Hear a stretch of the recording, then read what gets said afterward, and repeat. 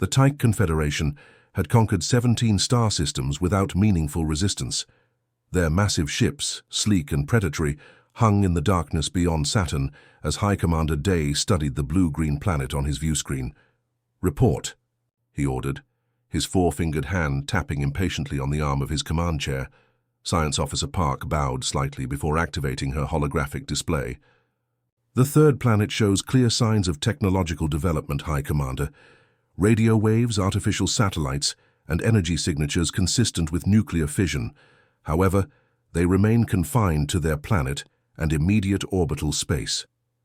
"Primitive, then," Day said, his lipless mouth curving into what passed for a smile among his species. "Pre-FTL capabilities?" "Correct, High Commander. Their most advanced vessels barely reach their neighboring planet. Their weapons are chemical. Propellants, basic nuclear devices, and directed energy weapons in experimental stages only." The tactical officer, Sung, joined the conversation.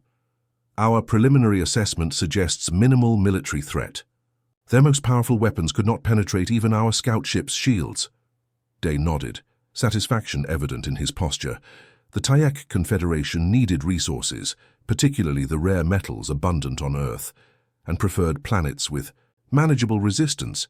This Earth seemed perfect, developed enough to have already located and mined valuable resources, yet not advanced enough to defend them effectively. "Any communication attempts?" Day asked almost as an afterthought. "Communications." Officer Han hesitated before responding. "Yes, High Commander. We intercepted a broadcast message repeating on multiple frequencies. It appears to be directed at potential extraterrestrial visitors." "Play it," Day ordered with casual indifference. The message was simple but clear. "This is a formal declaration from the United Nations of Earth to any extraterrestrial entities approaching our world. We welcome peaceful contact and cultural exchange. However, we strongly caution that any hostile actions against Earth or its people will be met with overwhelming defensive measures. We have survived our own wars and will defend our home with every resource at our disposal. Approach with peaceful intent or do not approach at all." Laughter rippled through the command bridge. Even Day allowed himself a chuckle, a rasping sound like stones sliding against each other. "They threaten us, a species that hasn't even left its solar system." Day's amusement quickly hardened into contempt. "They speak of surviving their own. Wars as if that prepares them for meeting a spacefaring civilization." Strategic Officer Kang reviewed population centers on her display. They concentrate their largest populations near coastlines and river systems. Optimal first strikes would target these areas to maximize psychological impact. "Approved," Day said without hesitation. "Prepare invasion protocols. I want landing zones established within 3 planetary rotations." Park frowned slightly. "High Commander, perhaps we should consider sending reconnaissance teams first. Their warnings suggest delusion," Day interrupted sharply. "They know nothing of real power. The arrogance of primitive species never fails. To amuse me, they always believe their little weapons and brave words will save them." The command staff straightened, recognizing Day's tone. Discussion was over. Orders would follow. Tactical, prepare orbital bombardment patterns. Target their 20 largest population centers first, then military installations. Communications. Jam all their frequencies. Let fear and confusion spread before our ships even appear in their skies. Officer Sung programmed the attack sequences with practiced efficiency. "Bombardment ready, High Commander. First wave can commence within 6 hours." Day stood, surveying the tactical display where Earth rotated, utterly unaware of what approached. His species had done this many times before, quick, overwhelming force followed by efficient resource extraction. Usually, resistance collapsed. After the first strikes, "Begin the operation," he commanded. "I expect this planet secured within 30 days. The massive fleet moved silently toward Earth, engines barely registering on human detection systems until it was too late. The first plasma strikes hit Beijing, New York, and Tokyo simultaneously, followed by precision attacks on military bases worldwide. The humans had sophisticated weapons by their standards, fighter jets, missiles, even experimental lasers, but nothing that could touch the take ships hovering beyond their reach. Ground forces landed in the smoking ruins of major cities. The Tyke soldiers, enclosed in armor that made them look like walking tanks, expected to find broken, terrified survivors ready for processing into labor camps. Instead, they found organized resistance almost immediately. In the rubble of Shanghai, a squad of tech warriors was ambushed by local military using improvised explosives that somehow penetrated their shield technology. Similar reports came from landing zones in Europe and North America. Minor setbacks, Day assured his concerned officers as the first day's reports came in. They're disorganized and outmatched. They'll break soon enough. But Science Officer Park looked troubled as she studied incoming data. High Commander, human military responses are more coordinated than our models predicted, and they're adapting to our technology faster than expected. Day dismissed her concerns with a wave. They're animals cornered in their den, nothing more. Increase the bombardment intensity. Break their will completely. As night fell across Earth, billions of humans huddled in shelters, watching the skies burn with Tyke warships. But unlike the other 17 conquered worlds, there was no panic, no surrender. Instead, in bunkers and command centers, humanity's leaders were already planning their response, a response the Tyke would never have anticipated from a primitive species. The warning had been ignored. Now the hunt would begin. 2 weeks into the invasion, High Commander Day stood before the tactical display with growing irritation. The holographic map of Earth glowed with red markers, showing Tyke strongholds established across every continent, but yellow warning indicators flashed at an alarming rate. "Explain this," he demanded, pointing to a cluster of yellow lights across what humans called North America. Officer Sung swallowed nervously. 3 more supply convoys ambushed in the last 12 hours, High Commander. The humans used the mountain terrain to conceal their approach. They've adapted their primitive projectile weapons to penetrate our armor at close range. "Impossible," Day snapped. "Their weapons are centuries behind ours." Science Officer Park stepped forward, data tablet in hand. "They're packing their projectiles with materials salvaged from our own damaged vehicles. They've discovered that concentrated fire at joint sections of our armor can penetrate the energy field." Similar reports flooded in from around the planet. In the rice fields of what was once Southeast Asia, Tyke patrols vanished without trace. Underneath the ruined streets of European cities, humans set traps using the invaders' own technology against them. In Africa, Tyke dropships were being shot down by weapons that shouldn't have been capable of touching them. "This doesn't make sense," Day muttered, reviewing casualty figures that grew by the hour. "We destroyed their major military bases in the first wave. Their command structure should have collapsed." Communications Officer Han cleared her throat. "We've intercepted their transmissions, High Commander. They're not using centralized command as we expected.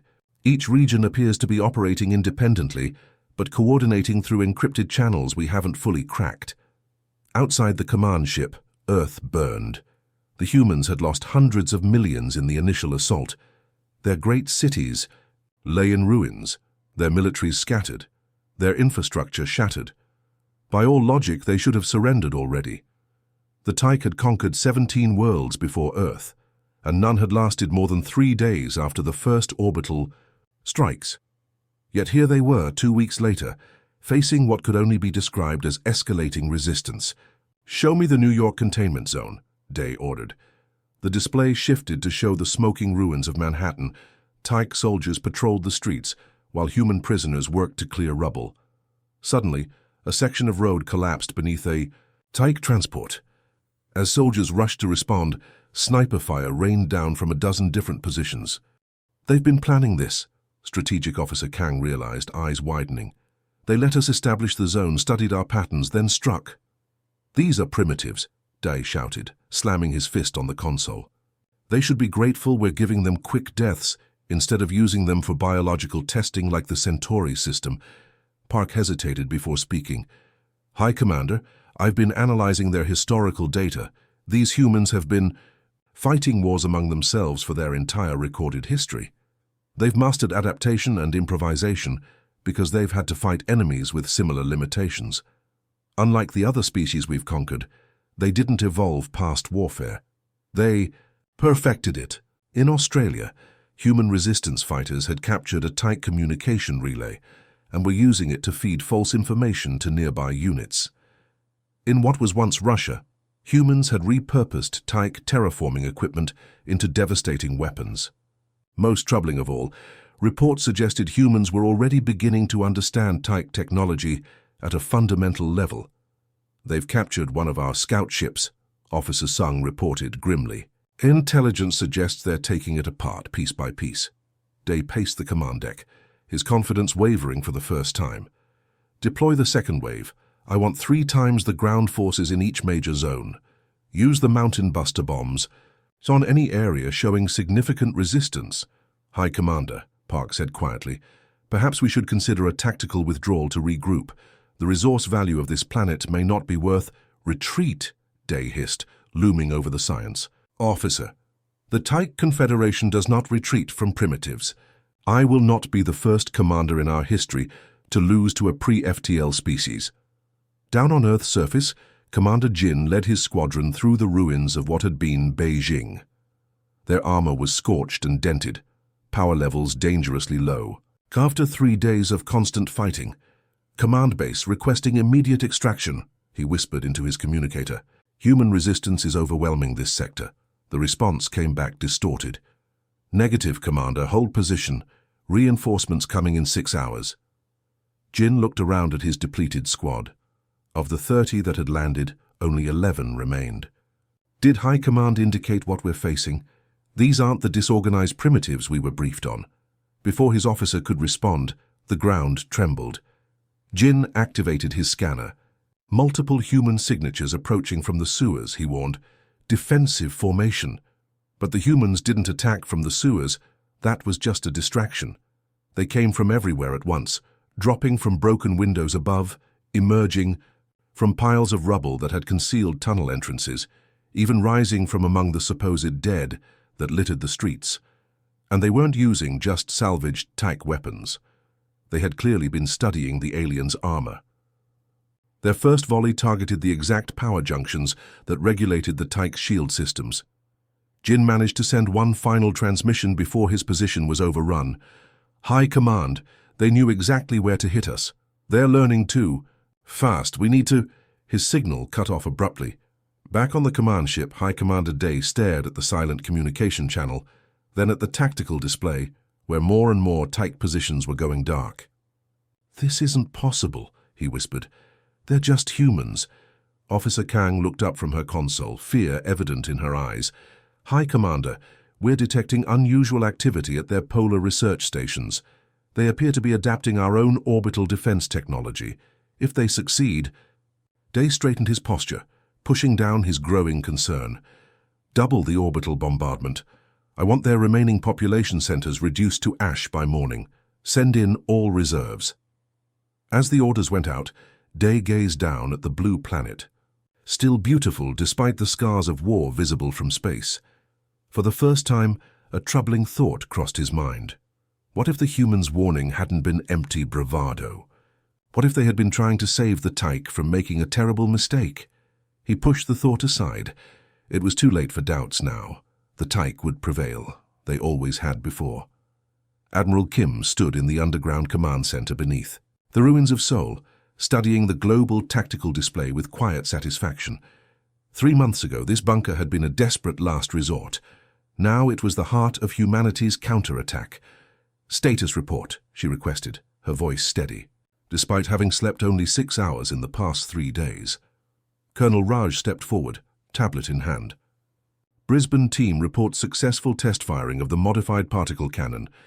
They've managed to integrate the Tyke power cells with our targeting systems. Effective range is now 80 kilometers with shield penetration capability." Kim nodded. Similar reports were coming in from hidden facilities around the world. What had seemed impossible weeks ago was now happening hourly. Humans weren't just adapting to Tyke technology. They were improving it. "And Project Lighthouse?" she asked. "Ready for deployment, Admiral. All 5 orbital platforms are in position disguised as debris. The Tyke still haven't realized we've been using their own supply shuttles to position our weapons." A scientist rushed into the room, clutching a data drive. Dr. Lee had been the foremost expert on quantum computing before the invasion. Now she was leading the team reverse engineering tight communication systems. "Admiral, we've done it," she announced, plugging the drive into the main console. "We've cracked their encryption and compiled a virus that their systems will recognize as friendly code. Once deployed, it will spread through their entire network." Kim studied the code scrolling across the screen. "Will they be able to stop it?" "Not quickly," Lee replied. "Their security protocols assume no primitive species could possibly understand their technology, much less hack it. By the time they realize what's happening, their entire command structure will be compromised." Across the room, officers from countries that had been enemies just months ago worked side by side. Russian cybersecurity experts collaborated with American weapons specialists. Chinese tactical officers planned operations with European intelligence analysts. The invasion had done what centuries of diplomacy couldn't: united humanity against a common threat. High above Earth, aboard the Taik command vessel, the mood couldn't have been more different. High Commander Day had not left the command deck. In days, his usually immaculate uniform now wrinkled and stained. The holographic display around him showed a deteriorating situation on every front. "How many ships have we lost this week?" he demanded, voice hoarse from shouting. Officer Sung hesitated before answering. 17, High Commander.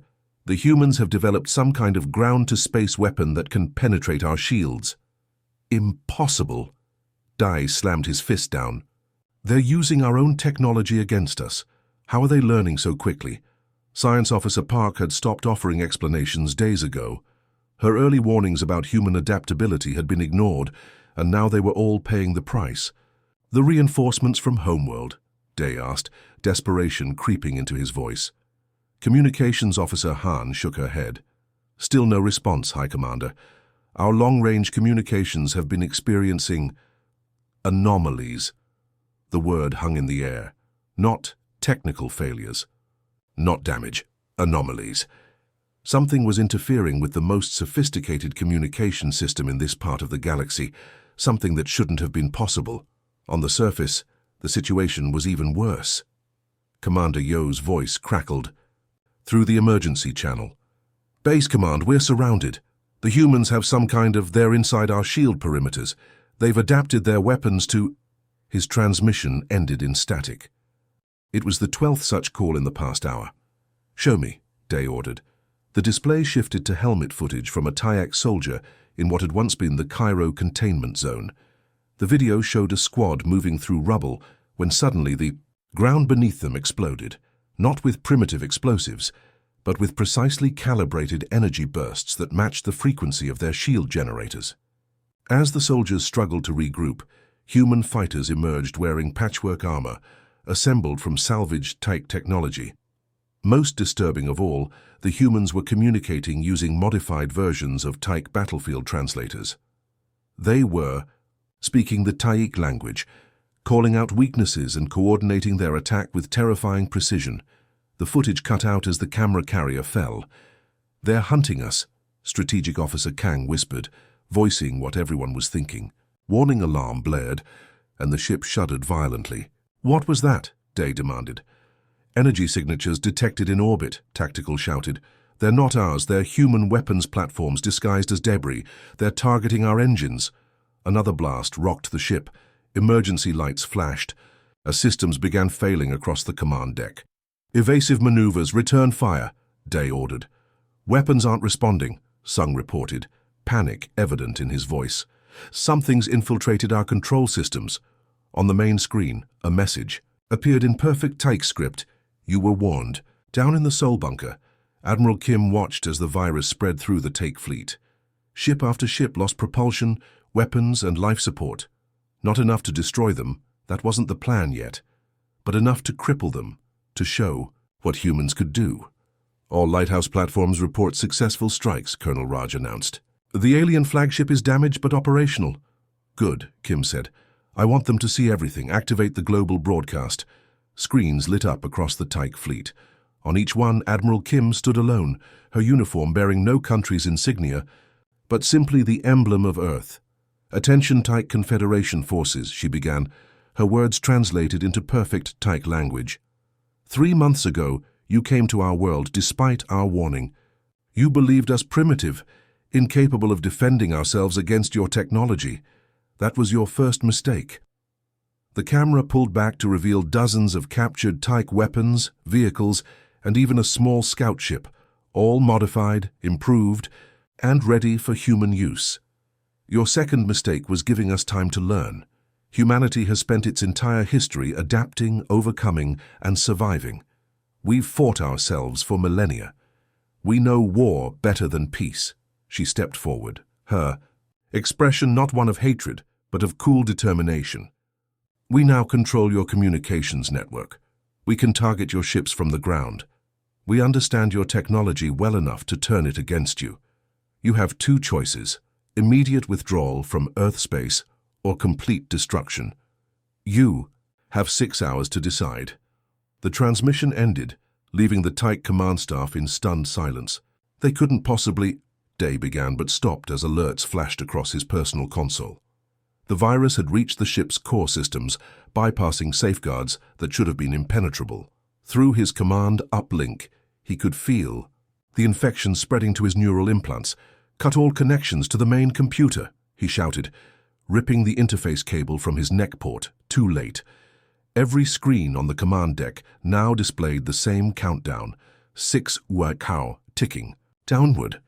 For the first time in the proud history of the Tyke Confederation, a high commander faced a truth too terrible to speak aloud. They were losing to a species that, by all their measures, should have been conquered within days.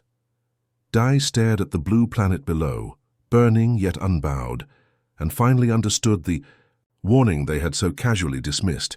These humans hadn't just survived their own wars, they had been forged by them. General Han stood on the bridge of the HSS Vengeance, a vessel that represented humanity's greatest achievement and darkest necessity. 6 months ago, the ship had been the Tyke cruiser Inevitable Victory. Now, rebuilt with human innovations, it housed the first human faster-than-light drive.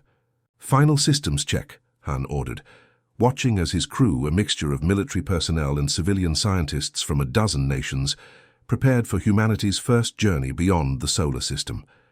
"FTL drive at full capacity," reported Lieutenant War. Choi from the engineering station. "Modified shields at 100%. Weapons systems online and calibrated." Han nodded, feeling the weight of history on his shoulders. When the Tyke had first attacked Earth, he'd been a field commander in South Korea, watching helplessly as Seoul burned. Now he commanded a fleet of 7 ships, each constructed from captured Tyke vessels and enhanced with human ingenuity. "All ships report ready, General," said Commander Wong, his second-in-command. "The Retribution, Justice, Defender, Guardian, Hope, and Horizon are in formation and awaiting your orders." Han studied the tactical display showing their first target, a Tyke supply depot orbiting a moon in the Proxima Centauri system. Intelligence gathered from captured Tyke databases indicated it was lightly defended, the aliens never imagining any threat could come from outside their confederation. "Send the final message to Earth Command," Han said, "then activate stealth systems and prepare for FTL jump." As Commander Wong relayed the orders, Han thought about how far humanity had come in such a short time. The Tyke invasion had nearly destroyed human civilization, but it had also unified it as never before. National borders had become meaningless in the face of extinction. Resources, knowledge, and determination had been pooled in a global effort, not just to survive, but to take the fight to the enemy. "Message sent, sir," Wong confirmed. "Admiral Kim wishes us good hunting." Han addressed the crew, his voice carrying throughout all 7 ships via the integrated communication system. "Today we do what no humans have done before. We carry the fight beyond our solar system. Remember our mission. We are not conquerors. We are not destroyers of worlds. We are the guardians of Earth, ensuring that no threat can ever reach our home again." He paused, letting his words sink in. "The Tyke believed us primitive. They ignored our warning because they could not imagine that a species without faster-than-light travel could possibly threaten them. Today, we prove just how wrong they were." Han nodded to the navigation officer. "Execute jump." The stars stretched into lines of light as the human fleet vanished from Earth's solar system, reappearing near Proxima Centauri less than an hour later. The Tyke supply depot floated before them, unaware and unprepared. "No alarm signals," reported the tactical officer. "Their detection systems aren't even active. They're not expecting company." Han allowed himself a grim smile. "Deploy the drones first. I want their communication arrays disabled before they know we're here." Swarms of small, unmanned vehicles, another human innovation the Tyke had never considered, raced toward the depot. Within minutes, they had attached themselves to external communication equipment and injected specialized viruses into the Tyke network. "Communications blackout confirmed," Wong reported. "They're blind and mute." "Begin Phase 2, Han ordered. The human fleet moved into attack formation, targeting the depot's defense systems with precision strikes. The few Tyke ships on patrol were disabled before they could respond, their crews captured rather than killed. "Boarding teams ready," Wong announced. Han nodded. "Remind all personnel, we need prisoners and intact technology. This isn't about revenge, it's about securing humanity's future." Within 3 hours, the entire depot was under human control. The Tyke survivors stared in disbelief at their human captors, unable to comprehend how the primitives they had attacked 6 months ago were now operating their own ships and technology with expert precision. One Tyke officer, his rank insignia, identifying him as a supply commander, was brought before General Han. "Impossible," the alien sputtered in his own language, now understood by the humans thanks to captured translation technology. "You cannot be here. Your species does not possess the knowledge for interstellar travel." Han responded in the Tyke's own tongue, watching the alien's eyes widen in shock. "We learn quickly when we need to. Your people gave us no choice." Back on Earth, the systematic elimination of remaining Tyke forces continued. What had begun as desperate resistance had evolved into methodical cleanup operations. Human forces, now equipped with modified Tyke weapons and armor, moved through former occupation zones with practiced efficiency. Admiral Kim reviewed the latest reports in the rebuilt Global Command Center. The counter-invasion was proceeding, even better than expected. General Han's fleet had already captured 3 Tyke outposts without losing a single ship, and the intelligence they'd gathered was invaluable. "The Tyke Home Defense Forces are concentrated around their core worlds," she told the Earth Defense Council, highlighting several star systems on the galactic display. "They never developed the concept of perimeter defense because they've always been the aggressors. Their supply lines are exposed, their outer colonies virtually undefended." Council Chairperson Patel, formerly India's defense minister, studied the display thoughtfully. "And their response to our attack so far?" "Confusion," Kim replied with satisfaction. "Complete confusion. According to the prisoners, the Confederation Council can't agree on how to respond. Some don't even believe the reports. A species that couldn't leave its own solar system 6 months ago couldn't possibly be attacking them across multiple star systems simultaneously." Meanwhile, in the capital, city of the Tyke Confederation, emergency alarms sounded throughout the Grand Council chamber. Supreme Leader Rock, who had authorized the Earth invasion based on High Commander Day's assurances of easy victory, watched in growing horror as the holographic display showed human ships appearing in system after system. "How is this possible?" he demanded, his voice echoing off the chamber's ancient walls. "How could they have mastered faster-than-light technology so quickly?" The science minister trembled visibly. "The humans, they don't think like us, Supreme Leader. When we develop technology, we build on centuries of established knowledge. They look at our technology and reimagine it completely. They don't follow our rules because they don't know them."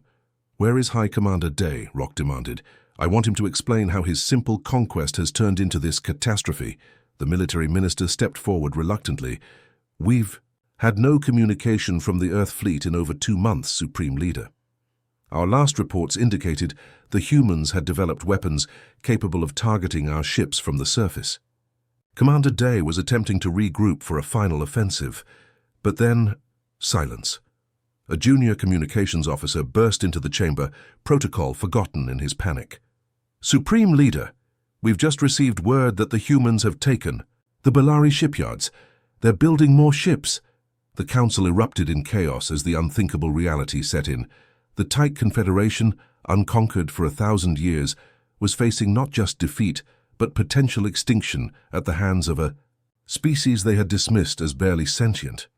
As reports of human ships appearing throughout Tyke space multiplied, Supreme Leader Rock faced a truth no leader of the Confederation had ever confronted. They had started a war they might not be able to finish, and the humans were just getting started. The Grand Council chamber of the Tyke Confederation had once been a place of supreme confidence and power. Now its high ceilings echoed with the hum of human ships in orbit above the Tyke homeworld. Massive view screens, installed by human engineers, showed the blockade fleet surrounding the planet, 500 vessels of mixed human and captured. Tyke design, a display of force that made the message unmistakable. High Commander Day stood in the center of the chamber, his once proud uniform now marked with the simple gray of a prisoner. His wrists bore restraints, not out of necessity, but symbolism. 2 years of war had physically aged him decades, the scales around his eyes now dull and flaking. Facing him was President Lee, selected to represent the unified Earth government that had formed in the crucible of invasion and counterattack. Beside her stood Admiral Kim, General Han, and delegates from every major nation on Earth. 2 years ago, President Lee began, her voice calm yet carrying to every corner of the chamber, your ships appeared over our world. Without provocation, without just cause, you rained destruction upon our cities.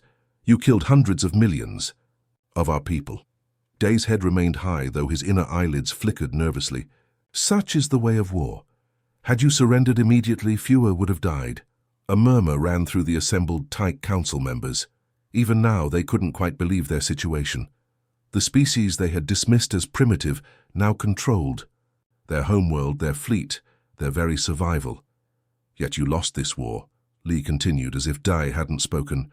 A war against an enemy you gravely underestimated. Admiral Kim stepped forward, tapping a control on her wrist. The chamber's central holographic display activated, showing Earth as it had appeared from space before the invasion, blue, green, and beautiful. We warned you, she said simply. Our message was clear. Come in peace or do not come at all. You chose war. The display shifted, showing Earth as it looked now, scarred by orbital bombardment, great wounds visible even from space. The cost to our world cannot be calculated, Kim continued, but unlike you, we count the cost to both sides. Your 17 system Confederation has been reduced to 3. Your military capabilities are broken. Your technology is now ours. Day finally lowered his head. Then finish it. Exterminate us, as is your right as conquerors. That is our way. That would have been your fate had you lost. That's the difference between us, General Han replied, stepping forward. We didn't fight to exterminate you. We fought to ensure you could never threaten us again. President Lee nodded to an aide, who distributed data tablets to each member of the Tyke Council. These are our terms. They are non-negotiable, but they are not what you expect. Supreme Leader Rock, his once brilliant scales now faded with stress, studied the tablet with widening eyes. This cannot be serious. After what we did to your world, read it aloud, Lee instructed, so all may hear. Rock swallowed hard, then began reading. Terms of surrender and reconstruction. The Tyke Confederation acknowledges complete military defeat and surrenders unconditionally to the United Earth Government. All military assets will be immediately transferred to Earth control. He paused, clearly expecting worse to follow. When he continued, his voice held disbelief. In exchange for complete disarmament and substantial reparations to rebuild Earth's damaged ecosystems and cities, the Tyke people will be granted protected status under the new interstellar cooperative. Tyke civilians will retain autonomy over internal affairs. Tyke cultural sites and historical records will be preserved. The chamber erupted in confused whispers. This was not how conquest worked in their experience. Furthermore, Rock continued, his voice strengthening, Tyke scientists and engineers will work alongside human counterparts to develop new technologies for peaceful purposes. Within 50 Earth years, subject to security assessments, Tyke representatives may petition for full membership in the Interstellar Cooperative with equal standing. He looked up, bewildered. This is mercy. No, President Lee corrected. This is wisdom. Your species has much to offer the galaxy besides war. We intend to ensure you have the opportunity to prove it. Rock looked to his council members, who nodded in stunned agreement. What choice did they have? The human fleet above could reduce their world to ash with a single command. We accept these terms, he said finally. As the formal surrender was signed, a young human diplomat approached Day. She had lost her entire family when the Tyche bombed her city, yet now she stood face to face with the commander who had ordered it. "You know why you lost?" she asked quietly, so only he could hear. Day looked at her, genuine curiosity in his ancient eyes. "You had better weapons?" She shook her head. "We had something worth fighting for. Not conquest, not resources, not glory. Home, family, our right to exist. Your soldiers fought because they were ordered to. Ours fought because they had no choice." The formal ceremony concluded with the deactivation of Day's restraints, a symbolic gesture recognizing that imprisonment was not to be his fate. Instead, he would serve as advisor to the human occupation force, helping them understand Tyche society and prevent unnecessary hardship for civilians. As the chamber began to empty, a communication officer rushed in, his expression urgent. "President, Lee, we're receiving transmissions from multiple non-Tyche systems. At least 14 different species are requesting communication with Earth." Lee shared a look with Admiral Kim. "It seems news travels fast." "They're all sending variations of the same message," the officer continued. "They all begin with 'we.' Come in peace." Later that evening, as the human delegation prepared to return to their ships, Admiral Kim found President Lee standing alone on a balcony overlooking the Tyche capital city. The alien architecture, all sharp angles and towering spires, was beautiful in its way, yet so different from human design. "Do you think it will last?" Kim asked quietly. "This peace we've built?" Lee watched as Tyche civilians cautiously went about their business under the watchful eyes of human patrols. "It will if they remember the lesson, and if they don't?" Lee turned to face the Admiral, her expression solemn. "Then they'll remember that we meant what we said 2 years ago. We warned them once, we won't warn twice." Across the stars, the message was already spreading from system to system, carried by frightened Tyche merchants and curious alien observers. The humans of Earth were not to be underestimated. They had taken the best technology the Tyche could throw at them and improved upon it within months. They had united despite their differences. They had shown both terrifying strength and unexpected mercy. And most importantly, when they issued a warning, one ignored it at their peril. As dozens of alien civilizations scrambled to prepare diplomatic missions to Earth, one thing became universally clear. Humanity had announced its presence to the galaxy, not as explorers or conquerors, but as warriors who preferred peace, defenders who would fight with unexpected ferocity when threatened. The humans had arrived on the galactic stage, and the stars themselves seemed to hold their breath.